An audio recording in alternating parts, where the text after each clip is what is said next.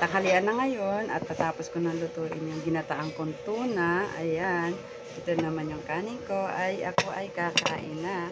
Makikita nyo ang yam-yam na pagkakaluto ko ng sabaw. Ayan, see? Ako ay kakain na ng aking nilutong gulay. Ayan o, tuna.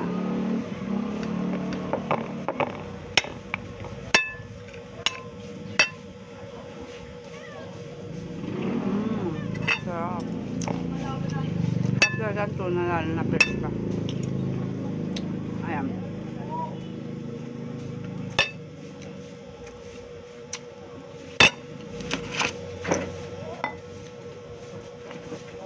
Ayan.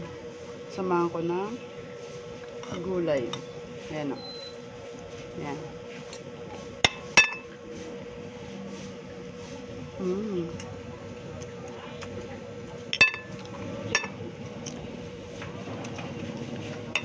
Nakalimutan ko na to.